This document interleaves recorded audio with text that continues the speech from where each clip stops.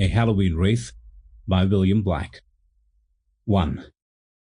The vast bulk of Ben Cleverig was dark in shadow, but the wide waters of Loch Naver shone a soft silver grey in the moonlight, as Hector McIntyre, keeper and forester in the far solitudes of Glengorm, came striding along the road toward Invermudal. As he approached the little hamlet, which consists merely of the inn and its surroundings, and one or two keepers' cottages, certain small points of red told him of its whereabouts among the black trees, and as he drew still nearer, he thought he would let the good people there know of his coming. Hector had brought his pipes with him, for there were to be great doings on this Halloween night, and now, when he had inflated the bag and tuned the drones, there sprang into the profound silence reigning everywhere around this wild skirl of the hills of Glenorchy. Surely the sound would reach and carry its message. If not, here was Gilead Rover, played still more bravely, and again the proud strains of the Glen's Mine, by which time he had got near to the inn, and was about to turn down from the highway by the semicircular drive passing the front door. But here he suddenly encountered a fearful sight. From out of the dusk of the wall surrounding the front garden, there came three luminous objects, three globes of a dull saffron hue, and on each of these appeared the features of a face, eyes, mouth, and nose, all flaming in fire. On beholding this terrible thing, the tall, brown-bearded forester turned and fled, and the pipes told of his dismay, for they shrieked and groaned and made all sorts of indescribable noises, as if they too were in mortal alarm. Then Mrs. Murray's three children, with victorious shouts of laughter, pursued the tall forester, and kept waving before them the hollowed-out turnips with a bit of candle burning within. When he had got up to the corner of the road, Hector turned and addressed the children, who had come crowding round him, holding up their flaming turnips to cause him still further dismay. "Well now," said he, in the Gaelic, "there is a fearful thing to alarm any poor person with. Were you not thinking I should die of fright? And the pipes squealing as well, for they never saw anything like that before.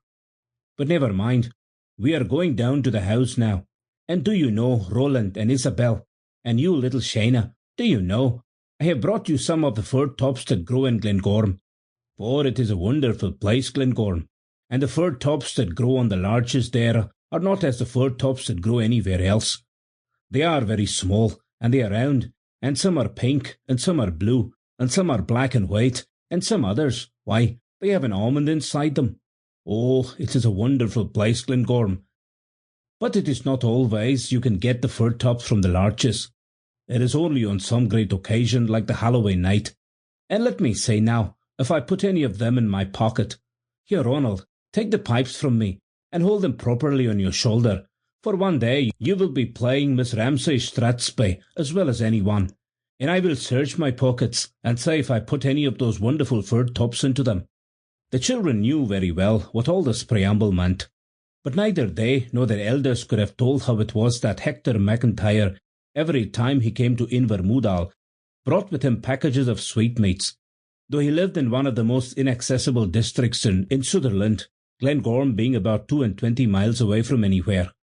However, here was a precious little parcels, and when they had been distributed, Hector took his pipes again, and escorted by his small friends, went down to the inn. Well, Mr. Murray, the innkeeper, had also heard the distant skirl of the pipes, and here he was at the door. "How are you, Hector?" he asked in Gaelic. "What is your news?" "There is not much news in Glengorm," was the answer. "And when is your wedding to be?" Mr. Murray said. "We will make a grand day of that, Hector. And I have been thinking I will get some of the lads to kindle a bonfire on the top of Ben Cleverig, a fire that they will see down in Rossshire. And there's many a pistol and many a gun will make a crack when you drive up to this door and bring your bride in, for I am one who believes in the old customs, and whether it is a wedding or the New Year or Halloween night, I am for the old ways, and the Free Church ministers can say what they like. Now come away, and Hector, my lad, and take a dram after your long walk. There is plenty of hard work before you this evening, for Johnny has broken his fiddle, and the lasses have not been asked to dance up a reel for many a day." And then he paused and said, "And how is Flora Campbell, Hector? Have you any news of her?" "No," said the forester, in something of an undertone, and his face looked troubled. "I have had no letter for a while back, and I do not know what it means.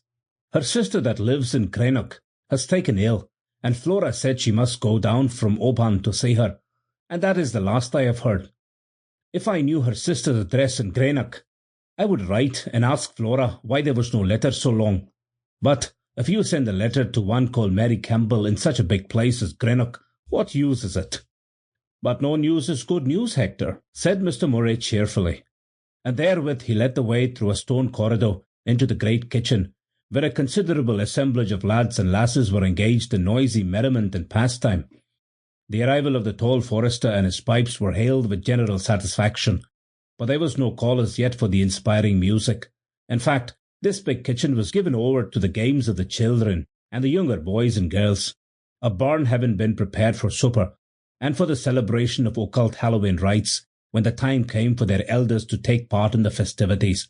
At present there was a large tub filled with water placed in the middle of the floor, and there were apples in it, and the youngsters with their hands behind their backs were trying to snatch out an apple with their teeth.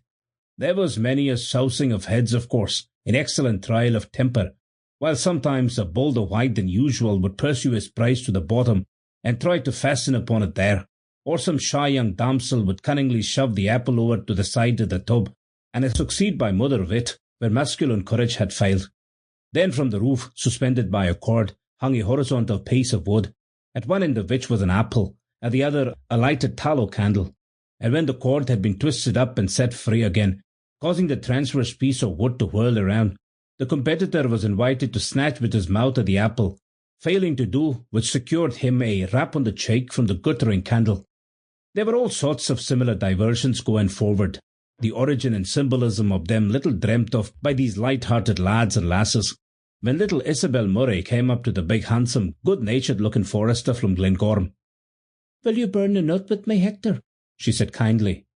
"Indeed I will, Isabel, if you will take me for your sweetheart," said he in reply. "And now we will go to the fire, and see whether we are to be at peace and friendship all our lives." They went to the hearth. They put the 2 nuts among the blazing peats, and awaited the response of the oracle. Could any augury have been more auspicious? The 2 nuts lay together, burning steadily and quickly, a soft love flame, no angry sputtering, no sudden explosion and separation.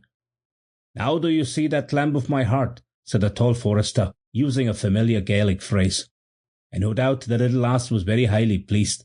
However, at this moment up came Mrs. Murray with the announcement that the children might continue at their games some time longer, but that the grown-up folk were wanted in the barn, where supper was waiting them. It was a joyous scene. The huge peat fire was blazing brightly. The impoverished chandelier was studded with candles. There were a couple of lamps on the long table, which were otherwise most sumptuously furnished, and when Hector McIntyre, in his capacity of piper, had played the people into the stirring strains of the Marchioness of Tweeddale's Delight, he put the pipes aside, and went and took the seat that had been reserved for him by the side of the fair-haired Nelly, who was very smartly dressed for this great occasion, as befitting the reigning beauty of the neighbourhood.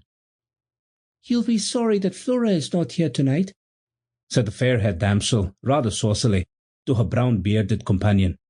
"And no one to take her place. I suppose there was no one in Sutherland good enough for you, Hector, that you must take up with the lass from Islay. And there is little need for you to dip your slave in the burn and hang it up to dry when you go to bed, so that the fire may show you your sweetheart, for well you know already who that is. Well, well, you will have no heart for the merrymaking tonight, for a lad that has a sweetheart away in the south has no heart for anything." "You'll just mind this, Nelly," said the forester, "not to carry your merrymaking too far this night. Alistair Ross," he continued, glancing down the table toward the huge, rough, red-bearded drover who was seated there, "is not the man to be made a fool of, and if that young fellow Semple does not take heed, he will find himself gripped by the waist some fine dark evening and flung into Loch Nava." "Oh, you are like all the rest, Hector," said the coquettish Nelly with some impatience. "Every one of you is jealous of Johnny Semple, because he is neatly dressed, and has good manners, and is civil-spoken." "What is he doing here at all?" said Hector with a frown.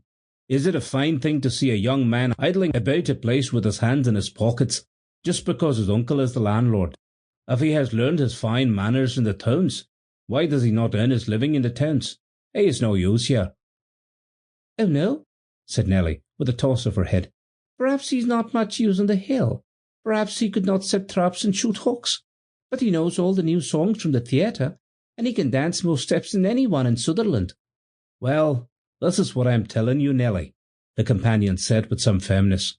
"I do not know what there is between you and Alistair Ross. If there is anything, as people say, then do not make him an angry man. Let Simple alone. An honest lass should beware of a town dandy like that." Here this private little conversation was interrupted by Mr. Murray, who rose at the head of the table and called upon the company to fill their glasses. He wished to drink with them, as they did not seem loath. When Hector and his pretty companion found opportunity to resume their talk, he discovered that Nelly was in quite a different mood. "Well, now it is a good thing, Hector, that everyone knows that you and Flora are to be married, for I can talk to you without Alistair getting red in the face with rage. And when we go out to pull the cabbage stalks, will you go with me? I know the way into the garden better than you, and we can both go blindfold if you will take my hand." "But what need is there for you to pull a cabbage stalk, lass?" said he. "Do you not know already what like your husband is to be?" Again the pretty Nelly tossed her head. "Who can tell what is to happen in the world?" "And maybe you would rather not pull a stalk that was tall and straight and strong. That would mean Alistair," said the companion, glancing at her suspiciously.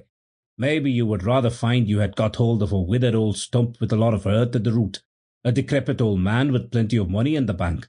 Or maybe you are wishing for one that is slim and supple and not so tall, for one that might mean Johnny Simple." "I am wishing to know who the man is to be, and that is all," said Nelly, with some affectation of being offended. "And what harm can there be in doing what everyone else is doing?" However, not all Nelly's blandishments and petulant coquetries could induce Hector McIntyre to take part in this appeal to the divinations of the Kailyard, for when after supper the lads and lasses went away blindfold to pull the cassock that was to reveal to them the figure and circumstances of their future spouse, the big forester remained to have a quick smoke with the married keepers and shepherds who had no interest in such matters. It was noticed that he was unusually grave, he who was ordinarily one of the lightest of the light-hearted. Naturally, they put it down to the fact that among all the merrymaking and sweethearting and spying into the future of the young people, he alone had no companion, or rather not the companion whom he would have wished to have. For Flora, the young girl whom he was to marry, had left Invermoodal for the south in the preceding autumn, and when they had asked if Flora was quite well, and when he had answered, "Oh yes," there was nothing further to be said. 2. Now, on All Hallows Eve, there is one form of incantation which is known to be extremely, nay, terribly potent when all others have failed. You go out by yourself, taking a handful of hemp seed with you. You get to a secluded place and begin to scatter the seed as you walk along the road. You say, "Hemp seed, I sow thee. Hemp seed, I sow thee. He who is to be my true love, appear now and show thee." And if you look furtively over your shoulder, you will behold the desired apparition following you. When Nelly came back from consulting the oracle of the Kailyard, it appeared that she had received what oracles generally vouchsafe, a doubtful answer. "What kind of custard did you pull, Nelly?" Hector asked of her. "Well," said she, "it is not much one way or the other. No, I cannot tell anything by it. But I am going out now to sow the hemp seed, Hector. I shall be far too frightened to look over my shoulder, and this is what I want you to do for me. You will stop at the door of the inn and hide yourself, and I will go up the road and sow the hemp seed, and if anything appears, you will see it. Will you do that, Hector? It is a clear night. You will be sure to see if there is anything." He did not seem in the mood for taking part in these superstitious observances, but he was good-natured, and eventually followed her to the door. The little walled garden in front of Invermoodal Inn is shaped like a horseshoe, the two ends of the semicircle touching the main highway at some distance apart. He saw Nelly go up toward the main road, and looked after her absently and without interest. Nay, he was so little thinking of his promised watch that as she was some time over the sowing of the hemp seed, he left the shadow of the inn door and strolled away up the main road by the other fork of the semicircular drive. It was a beautiful, clear moonlit night. His thoughts were far away from the Halloween diversions. He was recalling other evenings long ago, when Cleverig as now seemed joining earth and heaven, and when there was no sound but the murmuring of the burns through the trackless heather. The highway up there was white before him, On the other side was a plantation of young firs, black as jet. Not even the cry of a startled bird broke this perfect stillness. The wide world of mountains and lochs and moor was plunged in sleep profound. All at once his pipe, that he happened to be holding in his hand, dropped to his feet. There before him in the white highway, and between him and the black belt of the firs, stood Flora Campbell, regarding him with eyes that said nothing, but only stared in a somewhat sad way, as it seemed. He was not paralyzed with terror at all. He had no time to ask himself what she was doing here, or how she had come here. Flora Campbell standing there in the road, and looking at him in silence. And then the horror came when suddenly he saw that the white highway was empty. He began to shake and shiver as if with extremity of cold. He did not move. He could not move. He knew what had happened to him now. Flora Campbell's wraith had appeared to him.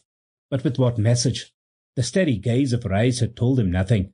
If they were anything, they were mournful. Perhaps it was a token of farewell. Perhaps it was an intimation of death. Hardly knowing what he did, and trembling in every limb, he advanced a step or two, so that he could command the whole length of the highway. There was no sign of any living thing there. He could not recall how it was she first appeared. He could not tell in what manner she had gone away. He only knew that for a few moments before, Flora had been regarding him with steady plaintive eyes, and that now he was alone with this moonlit road and black plantation, and Clebrig rising far into the silent heavens. Then there arose in his heart a wild resolve that whatever this thing might portend, he must instantly make way for the south, to seek out Flora Campbell herself. She had something to say to him surely, though those mournful eyes conveyed no intelligible message. Ay, if she were dead, if this were but a mute farewell, must he not know? Dazed, bewildered, filled with terrible misgivings of he knew not what, he slowly went back to the inn. He had some vague instinct that he must ask Mr. Murray for the loan of a stick if he were to set out now to cross the leagues of wild and mountainous country that lie between Invermoodal and the sea. Mr. Murray, as it chanced, was at the door. "God's sakes, Hector, what is the matter with you?" he exclaimed in alarm, for there was a strange look in his face. "I have seen something this night," was the answer, spoken slowly and in an undertone. "Nonsense, nonsense," the innkeeper said. "The heads of the young people are filled with foolishness on Halloween, as every one knows. But you are not to be frightened by their stories." "It has naught to do with Halloween," said Hector, still with his eyes fixed on the ground, as if seeking to recall something. "Do you know what I have seen this night? I have seen the wraith of Flora Campbell. Aye, as clear as daylight." "I do not believe it, Hector," said Mr. Murray. "You have been hearing all those stories of the witches and fairies on Halloween until your own head has been turned." "Why, where did you see the wraith?" "Up there in the road, and as clear as daylight, for that is the truth. It was Flora herself," the tall forester made answer, not argumentatively, but as merely stating a fact that he knew. "And did she come forward to you, or did she go away from you?" Mr. Murray asked curiously. I am not sure," Hector said after a little hesitation. "No, I could not say. Perhaps I was not thinking of her, but all at once I saw her between me and the plantation in the middle of the road, and for a moment I was not frightened. I thought it was Flora herself. And she was gone." "For you know what they say, Hector," Mr. Murray continued. "When a wraith appears, it is to tell you of a great danger, and if it comes forward to you, then the danger is over. But if it goes away from you, the person is dead." "Aye, aye, I've heard that too," Hector murmured, as if in sombre reverie. Then he looked up and said, "I am going away to the south." "Well, now, that is unfortunate, Hector," the good-natured innkeeper said to him, "for tomorrow the mail comes north, and you will have to wait till the next day for the mail going south to take you to the lairg to catch the train." "I will not wait for the mail," answered the forester, who indeed knew little about travelling by railway.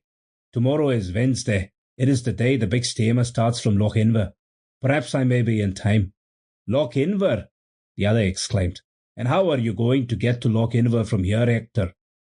"Across the forest," was the simple reply. "Across the Ray forest and down by Loch Assynt. That will be a fearful journey through the night." "I cannot rest here," Hector said. "You will make some excuse for me to the lads and lasses. I will leave my pipes. Long Murdoch will do very well with them, and I will thank you to lend me a stick, Mr. Murray. for it will be a rough walk before I have done. Mr. Murray did more than that. He got his wife to make up a little packet of food, to which he added a flask of whisky, and these he took out for the young man, along with a shepherd's staff of stout hazel. "Good-bye, Hector," said he. "I hope you will find all well in the south." "I do not know about that," the forester answered in an absent sort of fashion, "but I must go and see. There will be no peace of mind for me. There would not be one moment's peace for me, otherwise, for who knows what Flora wanted to say to me. 3.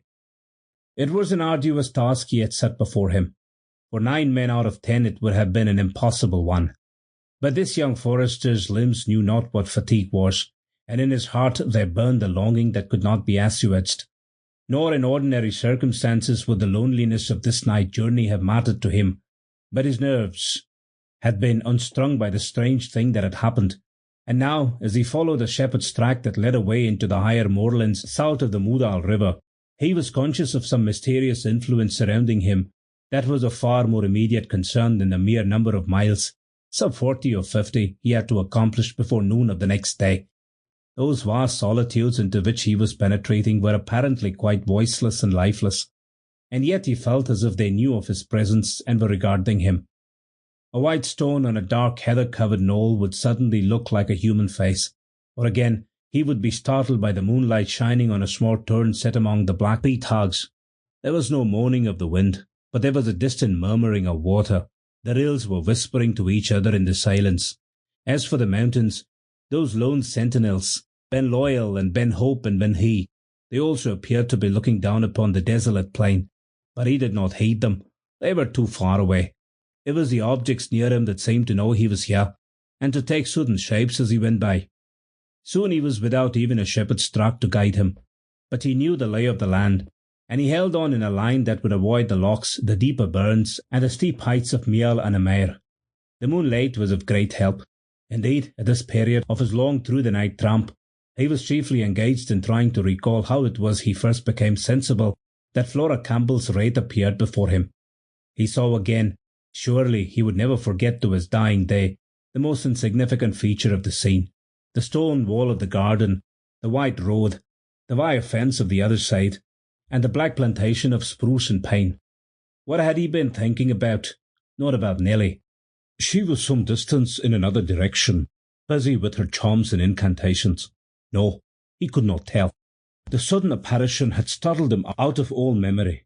But what he was most anxious to convince himself was that the phantom had come toward him, rather than gone away from him ere it disappeared. Mr. Murray's words had sunk deep, though he himself had been aware of the familiar superstition. But now all his endeavours to summon up an accurate recollection of what had taken place were of no avail. He knew not how he first became conscious that the wraith was there, Flora Campbell herself, as it seemed to him, nor how it was he suddenly found himself alone again. He had been terrified out of his senses. He had no power of observation left. This phantasm that looked so like a human being, that regarded him with pathetic eyes, that had some mysterious message to communicate, and yet was silent, had vanished as it had appeared. He could not tell how. The hours went by. The moon was sinking toward the western hills, and still he toiled on through his pathless waste, sometimes getting into treacherous swamps, again having to ford burns swollen by the recent rains. He was soaked through to the waist, but little he heeded that. His thoughts were of his steamer that was to leave Loch Inver the next day. With the moon going down, darkness was slowly resuming her reign, and it became more difficult to make out the landmarks. But, at all events, the heavens remained clear, and he had the guidance of the stars. And still steadily and patiently and manfully he held on, getting across the streams that fed Loch Fiodeg without much serious trouble, until eventually he struck the highway running southward from Loch Llyn, and knew that so far at least he was in the right direction. Leaving the Corrie Kinloch road again, he had once more to plunge into the trackless wilderness of rock and swamp and moorland, and the further he went through the black night, the less familiar was he with the country, for he had a general knowledge, and what matters, 6 miles one way or the other. If only the dawn could show him Ben More on his left, and always before him the silver-grey waters of Loch Assynt. He was less conscious now of the sinister influences of these lonely solitudes. His nervous apprehensions had given way before this dogged resolve to get out of the western shores in time to catch the steamer. All his attention was given to determining his course by the vague outlines of the higher hills. A wind had arisen, a cold, raw wind it was, but he cared nothing for that, unless indeed it should bring a smoke of rain and obliterate the landmarks altogether. How anxiously he prayed for the dawn, if this wind were to bring driving mists of rain, blotting out both earth and heaven, and limiting his visions to the space of moorland immediately surrounding him. Where would be his guidance then? He could not grope his way along the slopes that lie beneath Loch Manscarrir, nor yet across the streams that fall into Loch Fionn. So all the more resolutely he held on, while as yet he could make out something of the land, dark against the tremulous stars. Again and again he turned his head and scanned the east with a curious mingling of impatience and hope and longing, and at last, to his unspeakable joy, he was able to convince himself that the horizon there was giving up faint signs of the coming dawn. He went forward with a new confidence, with a lighter step. The horror of these awful solitudes would disappear with the declaring day. Surely, when the world had grown white again, he would behold before him not this terrible black loneliness of mountains and mere, but the pleasant abodes of men and trees in the western ocean, and the red funnel steamer with its welcome smoke. The grey light in the east increased. He began to make out the features of the ground near him. He could tell a patch of heather from a deep hole, and could choose his way. The world seemed to broaden out. Everything, it is true, was as yet wan and spectral and ill-defined, but the silence was no longer awful. He had no further fear of the mist coming along to isolate him in the dark. By slow degrees, under the widening light of the sky, the various features of this wild country began to take more definite shape. Down there in the south lay the mighty mass of Ben More. On his right rose the sterile altitudes of Ben Uid, and at last, and quite suddenly, he came in view of the ruffled silvery surface of Loch Assynt, and the cottages of Incoadamph, and the grey ruins of the Ardrock Castle on the promontory jutting out into the lake. The worst of the sore fight with solitude and the night was over. He gained the road, and his long swinging stride now stood him in good stead. Loch Assynt was soon left behind. He followed the windings of the river inward. Finally he came in sight of the scattered little hamlet facing the western sea, with its bridge and its church and its pleasant woods and slopes, looking all so cheerful and homelike. And there also was the red-funnelled Klausmann that was to carry him away to the south. 4. That long and difficult struggle to get out to the western coast in time had so far demanded all his energy and attention. But now, in enforced idleness, as a heavy steamer ploughed her way through the blue waters of the Mink, his mind could go back upon what had happened the preceding night, and could also look forward with all sorts of dark and indefinite forebodings. He began to recall his first association with Flora Campbell, when she came to Ochnaver Lodge to help the old housekeeper there. He remembered how neat and trim she looked when she walked into the stately free church of a Sunday morning, and how shy she was when he got to know her well enough to talk a little with her when they met in their native tongue. Their courtship and engagement had the entire approval of Flora's master and mistress, for the old housekeeper at the lodge was now past work, and they proposed to install Hector's wife in her place and give her a permanent situation. The wedding was to be in February or March. In April, the young wife was to move into the lodge to get it ready for the gentlemen coming up for the salmon fishing. When the fishing and shooting of the year was over, Flora could return to her husband's cottage and merely look in at the lodge from time to time to light a fire or two and keep the place aired. Meanwhile, for this present winter, she had taken a situation in Oban. She was a West Highland girl, and had remained there until summoned away to Greenock by the serious illness of her sister. Such was the situation. But who could tell now what was to become of all those fair prospects and plans? Was it to bid a last farewell to them and to him that the young Highland girl had appeared, saying good-bye with such mournful eyes? The small parlour in his cottage, was she never to see the little adornments he had placed there, all for her sake? Well then, if what he feared had come true, no other woman should enter and take possession. There were dreams of Canada, of Cape Colony, of Australia in his brain, as he sat there with bent brow and heavy heart, taking hardly any heed of the new shores they were now nearing. This anguish of brooding became at length insupportable. In despair, he went to the stevedore and said he would be glad to lend a hand with a cargo as soon as the steamer was alongside the quay in Stornoway harbour. And right hard he worked too, hour after hour, feeding the steam crane that was swinging crates and boxes over and down into the hold. The time passed more easily in this fashion. His chum was a good-natured young fellow who seemed rather proud of his voice. At times he sang snatches of Gaelic songs. Mairi Pin, Meol Shuliach, Mary of the Bewitching Eyes, or Ait in Kaidil and Ribbin, Where Sleepest Thou, Dear Maiden? They were familiar songs, but there was one still more familiar that woke strange echoes in his heart. For Flora Campbell was a West Country girl, and of course her favourite was the well-known Fiera Bata. I climbed the mountains and scanned the ocean, for thee, my boatman, with fond devotion. When shall I see thee? Today, tomorrow? Oh, do not leave me in lonely sorrow. Oh, my boatman, ma horo ailia. Oh, my boatman, na horo ailia. Oh, my boatman, na horo ailia. Oh, my boatman, na horo ailia. 100 farewells to you, wherever you may be going. That is how it begins in the English, but it was the Gaelic phrases that haunted his brain, and brought him remembrance of Flora's crooning voice, and of a certain autumn evening when he and she and some others went all the way down Loch Naver to Invermoodal, Flora and he sitting together in the stern of the boat, and all of them singing the Fiera Bata. The clansmen left Stornoway that same night, groaning and thundering through the darkness on a way to Skye. Hector did not go below into the forecabin. He remained on deck, watching the solitary ray of some distant lighthouse, or perhaps turning his gaze upon the great throbbing vault overhead, where Cassiopeia sat, throned upon her silver chair. More than once an aerolite shot swiftly across the clear heavens, leaving a faint radiance for a second or so in its wake. But he took no heed of these portents now. In other circumstances they might mean something, but now a more direct summons had come to him from the unknown world. The message had been delivered, though he had been unable to understand it, and he knew that what was to happen had now happened in that far town of Greenock. And all the slow hours went by, his impatience and longing increasing almost to despair. The dark loom of land in the south appeared to come no nearer. The monotonous throbbing of the screws seemed as if it were to go on forever, and as yet there was no sign of the dawn.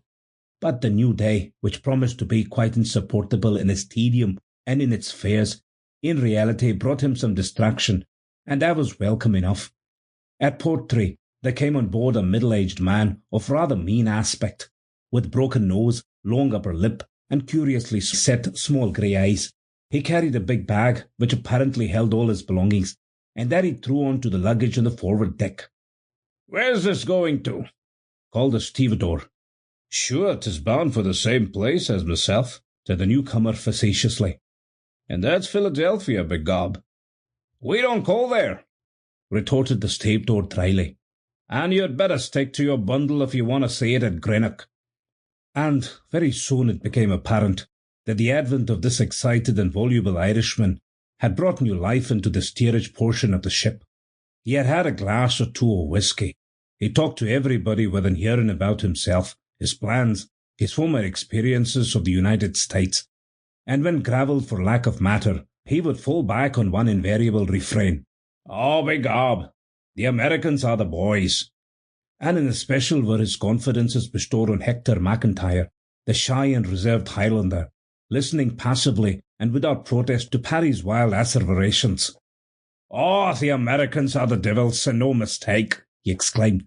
"But let me tell you this, sir, that there's one there's cleverer than them, and that's the Irish boy, begob. Sure, they talk about the German vote, blathershine. 'Tis the Irish vote, sir, that's the master, and we've got the newspapers. And where would the Republicans or the Democrats be without us? Tell me that I've ye place. In this old country the Irishman is a slave. In America he's the master, and every mother's son of them knows it. Begob, sir, that's the place for a man. This old country isn't fit for a pig to live in. America's the place. You might bet your life on it, sir." And suddenly it occurred to Hector that he might gain some information even from this blathering fool. His thoughts had been running much on emigration during those lonely hours he had passed. If what he dreaded had really taken place, he would return no more to the lone moorlands and hills and lakes of Sutherlandshire. He would put the wide Atlantic between himself and certain memories. For him it would be Soraid Slan, Litier Mo Graith, a long farewell to Finnery. But at present the Irishman would not be questioned. The outflowing of his eloquence was not to be stopped. He was now dealing with the various classes and various institutions of Great Britain, on each of which he bestowed the same epithet, that of bloody. The government, the newspaper editors, the House of Lords, the House of Commons, the clergy, the judges, the employers of labour, all were of the same ensanguined hue, and all were equally doomed to perdition as soon as Ireland had taken up a proper and inevitable position in America. Moreover, the tall and silent Highlander, as he sat and gazed upon the frothing creature, as if he were some strange phenomenon, some incomprehensible freak of nature, could not but see that the man was perfectly in earnest. "Look what they did to John Mitchell!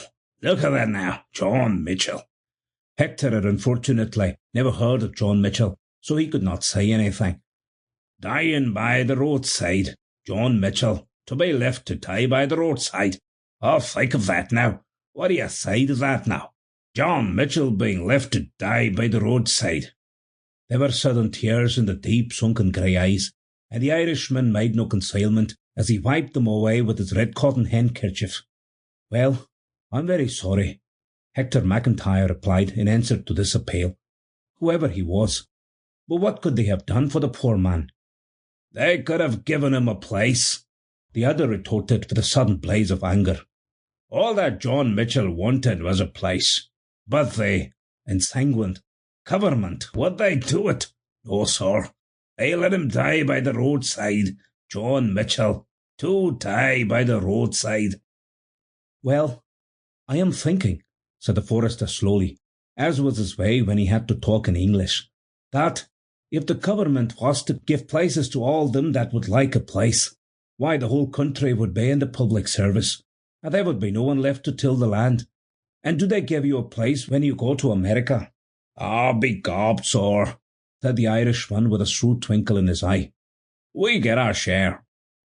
Hector could not make out whether his new acquaintance had been to Portray to say good-bye to some friends before he crossed the Atlantic, or whether he had been engaged in the Crofter agitation, which was then attracting attention in Skye. On this latter subject, Paddy discoursed with a vehement volubility and a gay and audacious ignorance, but here Hector was on his own ground and had to interfere. "I am thinking you will not be knowing much about it," he observed with a calm frankness.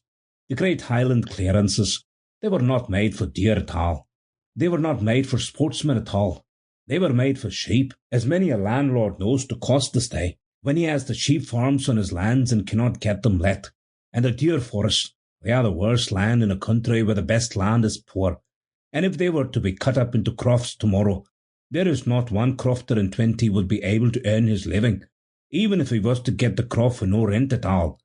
Oh yes, I am as sorry as anyone for the poor people when they increase in their families on such poor land.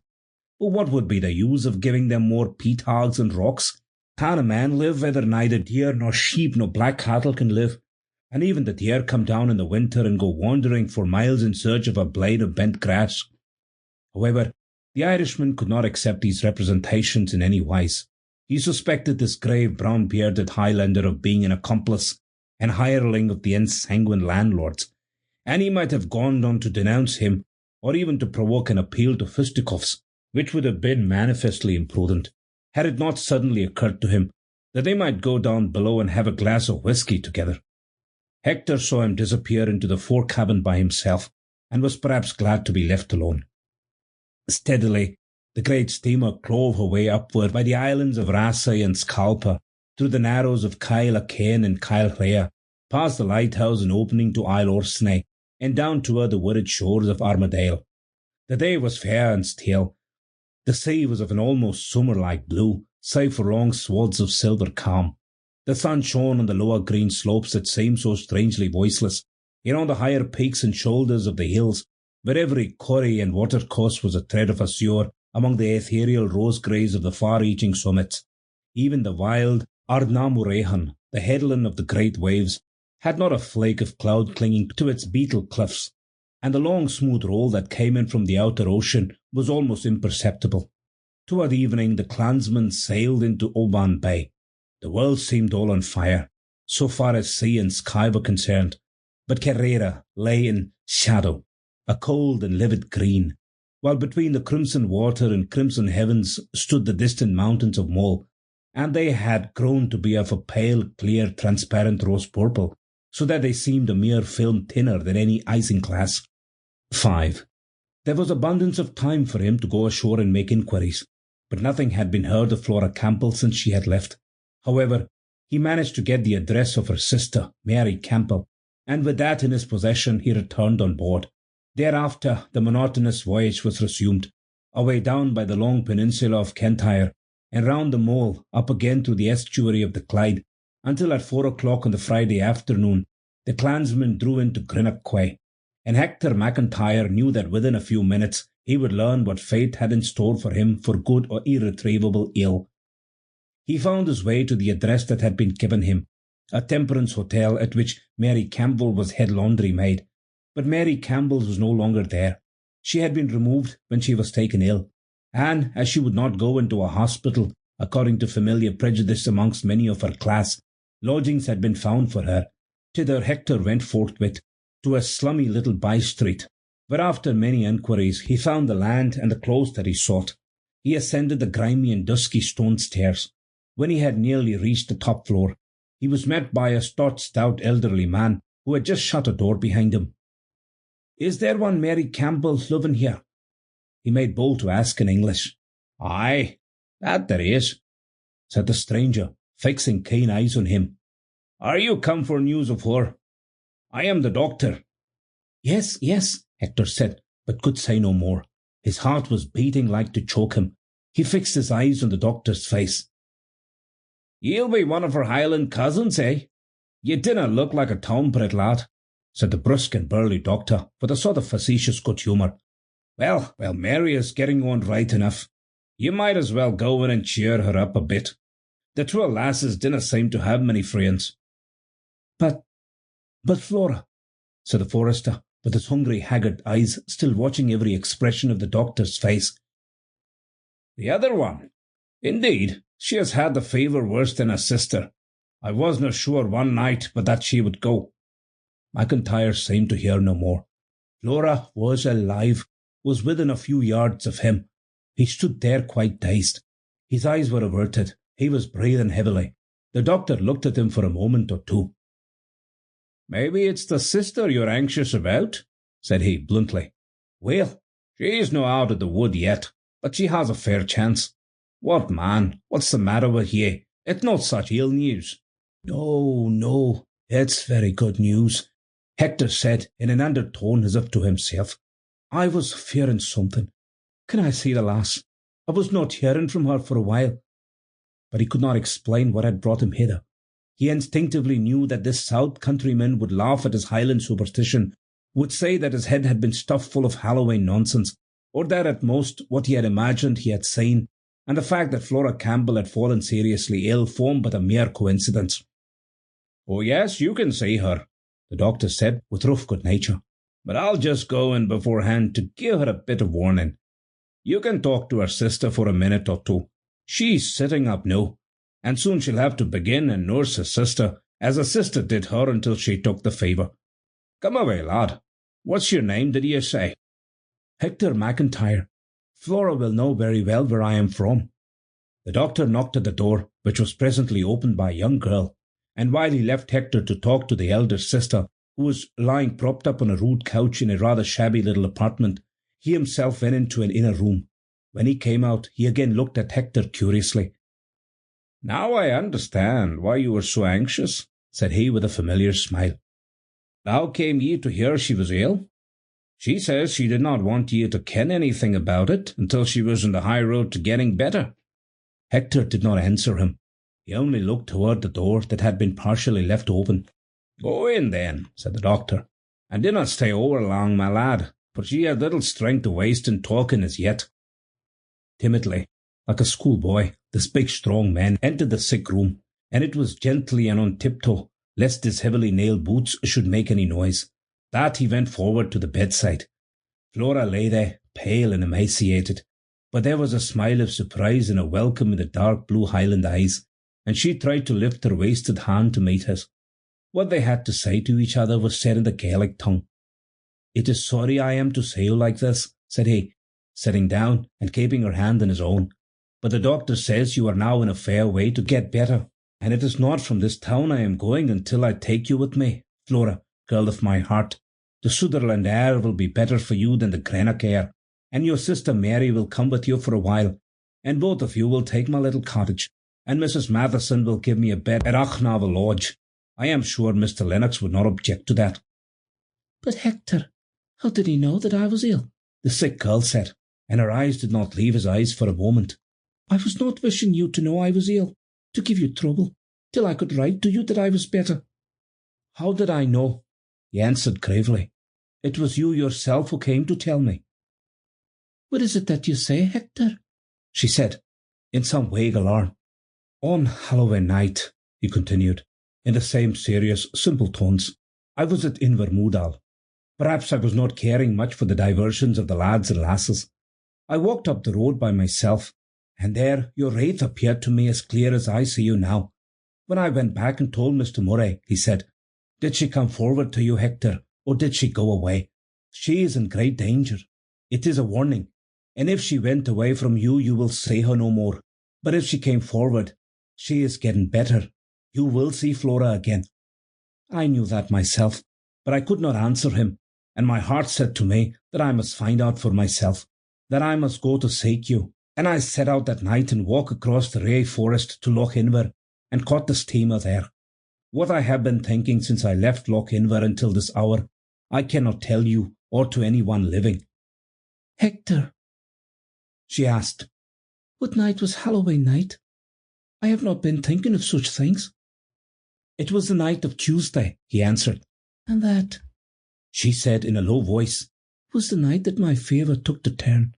Mary told me they did not expect me to be alive in the morning." "We will never speak of it again, Flora," said he, "for there are things that we do not understand." And then he added, "But now that I am in Greenock, it is in Greenock I mean to remain until I can take you away with me, and Mary too, for Sutherland air is better than Greenock air for a Highland lass. And sure I am that Mr. Lennox will not grudge me having a bed at Achnavel Lodge, and you will get familiar with the cottage, Flora, where I hope you will soon be mistress, and then there will be no more occasion for a great distance between you and me, or for the strange things that sometimes happen when people are separated the one from the other." End of The Halloween Wraith by William Black.